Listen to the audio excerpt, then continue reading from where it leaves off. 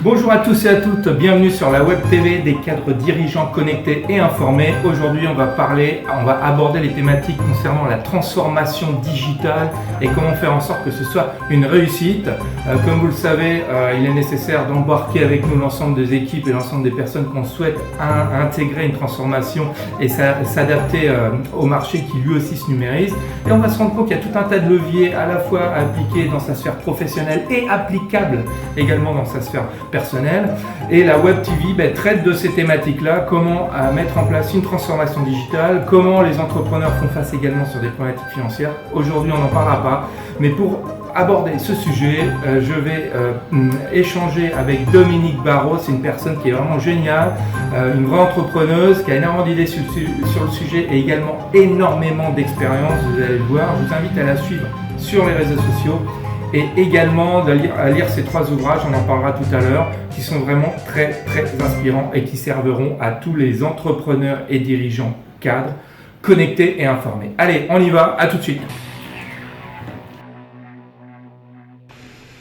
Bonjour à tous, comme prévu, comme promis, je vous présente pour la seconde fois Dominique Barrault. Bienvenue Dominique. Merci. Merci de nous accueillir dans ces locaux toujours aussi prestigieux, aussi sympathiques. Voilà. Oui, effectivement, un mot, on est accueilli chez Pluridis, qui est une société qui accompagne des salariés, des bénéficiaires pour du soutien psychologique, du coaching et pour tout ce qui est thérapie, corps et esprit, car il ne faut pas oublier le corps. Exactement, et on est là pour ça, c'est une très bonne transition. Est-ce que tu peux tu peux te présenter en quelques mots pour expliquer un peu le lien qu'il y a entre transformation digitale et ton métier et toi ? Oui, alors d'abord, j'ai quand même 25 ans de direction marketing et de responsabilité de projets digitaux, donc je sais ce que c'est que la transformation digitale. Maintenant, je suis partie un petit peu ailleurs et aujourd'hui, je suis coach, storyteller, j'en dirai un peu plus ce que c'est qu'aujourd'hui le storytelling, et également auteur de livres de développement personnel. Celui qui est paru l'année dernière en novembre, les 7 énergies pour dépasser ses peurs, et un petit dernier, on en parlera certainement un peu plus dans une vidéo, le bonheur à la française. Le bonheur à la française, prenez-en note, c'est vraiment super intéressant. Et aujourd'hui, en fait, la raison pour laquelle je voulais vraiment qu'on discute ensemble, c'est que ce dont on a constaté, c'est qu'aujourd'hui la transformation digitale, c'est un fait, c'est un axe de développement majeur pour l'ensemble des entreprises, développement business, donc c'est un générateur de chiffres, et c'est également un générateur d'optimisation interne, aussi bien pour les métiers RH, marketing, vente ou autres. On constate malgré tout que 70% des projets de transformation échouent, pour des raisons différentes, mais ils échouent. Et les 2 raisons principales, c'est que déjà effectivement l'équipe de direction n'est pas porteur du projet, et la seconde, c'est qu'il y a des peurs des changements qui ont lieu et qui sont toujours là et qui restent là, parce que quand il y a un changement, effectivement, il y a des freins. Et alors que d'un autre côté, on se rend compte que 78% des cadres sont convaincus, donc les gens qui sont dans les entreprises sont intimement convaincus que l'IA, les nouveaux outils vont les aider, faciliter les modes de fonctionnement. Également pour tout ce qui est publicité ou publicité de marque, il y a 62% des Français qui en ont marre des publicités habituelles, donc c'est-à-dire qu'il faut changer son mode de fonctionnement, et je pense que tout ce qui est digital et numérique aujourd'hui peut aider. Donc dans ce cadre-là, que peut-on dire ? Voilà, dans ce cadre-là, après avoir posé ce décor-là, dans ce cadre-là, que peut-on dire pour réconcilier l'homme et la machine, selon toi ? Oui, alors peut-être que selon ce qu'on peut dire, c'est que de toute façon, dans la transformation digitale, il n'y a pas que les machines. L'être humain, il est là. Il ne faut pas oublier que quand même, c'est l'homme qui a créé la machine. Et ce qui va être effectivement compliqué, et tu le dis, c'est qu'on vit une période on va parler même de disruption numérique, qui va avoir des impacts très très forts sur les emplois et le monde du travail. Mais ça existe déjà aujourd'hui. Bien sûr, il y a eu déjà des disruptions.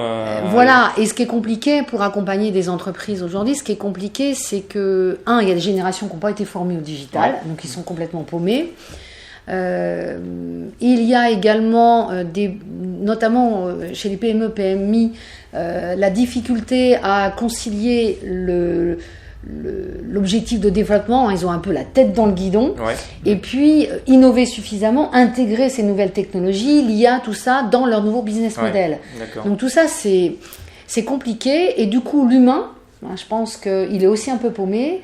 Donc il va falloir trouver cet équilibre entre que peut-on faire avec le digital et comment on l'accompagne. Et ça passe, je pense, par être à l'écoute. Ouais. Ça, c'est une prise de conscience quand même. Que ce qu'on peut faire avec le digital. Ouais. Il y a les pessimistes et il y a les optimistes. Hein. Ouais. Voilà, hein, c'est Il y a vrai. ceux qui disent, c'est la révolution. Voilà, complètement. Ça va tout foutre en l'air. Il va y avoir des gens qui vont être mis de côté. Ce qui est vrai d'ailleurs. Hein. Il y a certainement des emplois qui vont muter, des emplois qui vont disparaître, mais on parle également d'opportunités. Ouais, c'est ça.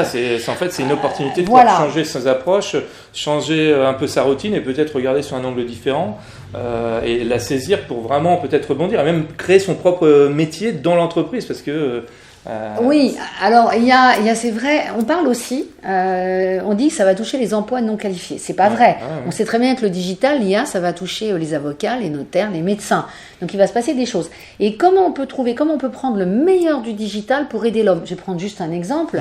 Dans le monde de la santé que je connais un peu plus, aujourd'hui, il y a quand même des robots qui vont aider à porter les malades. Moi, je connais des assistantes à la vie quotidienne qui sont usées à force d'avoir porté des gens. Donc ça, c'est juste extraordinaire. Prenons le cas du médecin. Qui justement a sa portée des tas d'outils ou de celui qui fait des radios et qui a une analyse instantanée où on n'a pas d'erreur, on ne va pas se tromper sur le diagnostic, on va pouvoir aller plus vite pour soigner la personne et ce temps que la machine va nous faire gagner, eh bien, il va l'utiliser en humain. Et ça, je sais qu'Olivier, tu ne le savais pas, on en a parlé un petit peu avant, c'est qu'il y a eu des tas d'études qui montrent qu'un médecin, lorsqu'il est en empathie avec son patient, ses chances de guérison sont beaucoup plus importantes. En fait, il devient leader quelque part et il inspire quelque chose. Oui, donc moi je me dis que ce digital, si on en prend le meilleur et si on peut prendre ce temps dégagé pour remettre de l'humain, ça peut être juste fantastique. Parce que de toute façon. Donc pour dépasser, qu'est-ce que tu peux dire justement pour dépasser ces peurs quelle astuce, quel tuyau tu peux dire pour que comme ces changements impliquent il y a des peurs, on vient d'en parler un petit peu, oui, ou des doutes en tout cas. Voilà, chacun utilisera sa formule. C'est un changement quoi. Qu'est-ce que tu peux donner, pour les dépasser ces peurs, comment les dépasser? Alors depuis la nuit des temps, le changement ça a toujours fait peur parce qu'on doit sortir de sa zone de confort. Mais c'est vrai qu'aujourd'hui il est quand même le changement est accéléré. Voilà. Pour dépasser ces peurs, il y a je pense qu'il faut avoir quand même une vraie prise de conscience, il faut avoir de la lucidité. Ne pas hésiter non plus à demander de l'aide. Et troisièmement, ça c'est un peu mon dada, je t'en ai pas parlé d'ailleurs. Dis-moi. Je pense que les gens qui ont un minimum justement de pouvoir dans des entreprises, je pense notamment au rôle du leader, le rôle du manager, les gens qui sont aussi plus formés, qui comprennent ce que c'est que le numérique, le digital, tous ces gens-là, je pense qu'ils ont un rôle extrêmement important à jouer pour accompagner le changement, pour aider les autres. Il n'y a pas que les coachs. Les coachs, bien sûr, ils vont aussi vous aider à transformer ces peurs. Mais des gens qui sont leaders pour que justement personne soit laissé de côté. D'accord. Voilà. Okay. Ça, c'est quelque chose, je pense, que l'on peut faire pour justement dépasser ces peurs, retrouver confiance en soi, confiance en les autres. Et puis, quand même, depuis la nuit des temps, le téléphone, on n'avait jamais imaginé qu'il existerait. Qui sait ce que le digital peut nous amener de magique? Voilà. Et donc, si maintenant, pour conclure à ce premier échange, qu'est-ce que tu pourrais donner 3 ou 4 conseils pratiques pour que cette transformation digitale puisse être vécue le mieux possible? On sait qu'on peut peut-être en lister une dizaine, mais voilà, les 4 ou 5 qui te passent par la tête. Conseil, vous avez une transformation à mettre en place, voilà les 4 choses que je vous conseille de faire pour mieux le vivre, aussi bien à titre personnel, parce que on est tous une maille de la chaîne, et puis également pour que la chaîne le vive le mieux possible. Ouais. Alors vous l'avez compris, moi les conseils que je donne, ils sont sous un angle humain, sous un angle développement personnel, pas technique. Je ne code pas, même si j'anime régulièrement des conférences sur le sujet disruption numérique et humain. Je crois que le premier conseil, tu l'as dit, c'est aller reprendre confiance en soi, aller ne pas négliger ce que l'on est, retrouver sa force, le pouvoir de soi. C'est extrêmement important, ça passe d'abord par là. Ensuite, c'est quand même avoir une certaine lucidité. Il se passe des choses, c'est pas la peine de faire l'autruche. Le digital va changer, va transformer. Voilà. Donc on va l'absorber, c'est un peu comme quand je suis, les gens qui me suivent savent que je fais des sports de combat, et dans les sports de combat des fois on est déséquilibré, et la meilleure des choses c'est d'accepter la chute et le déséquilibre pour pouvoir réagir et ne pas se faire mal, et surtout amener la personne là où on souhaite la diriger pour s'en échapper. Et je pense aux chefs d'entreprise. Je pense aux chefs d'entreprise, à un moment donné il ne faut pas faire l'autruche, il va se passer des choses. Troisièmement, c'est accepter la roulade, peut-être. Et troisième chose, c'est aller chercher de l'aide. Et l'aide, vous l'avez partout. On est en France. Bonheur à la française.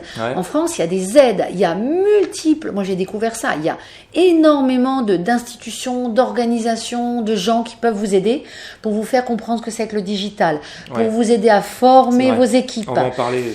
J'ai quelques. Voilà. On va en parler dans c'est le troisième. Aller chercher de l'aide. Il y en a. Il y en a plein. Et quatrièmement, si vous avez déjà tout compris, eh bien, aidez les autres, s'il vous plaît. Partagez. Bon, super. Écoute, merci Dominique. C'est la première séquence parmi les trois saisons, si je puis dire, de cette découverte, en tout cas de ce partage sur comment absorber, comment faire cette roulade digitale, si je fais cette image et cette analogie, l'accepter, la digérer, la transformer positivement. Je vous dis à très bientôt pour la deuxième session. Merci, à bientôt. Ciao.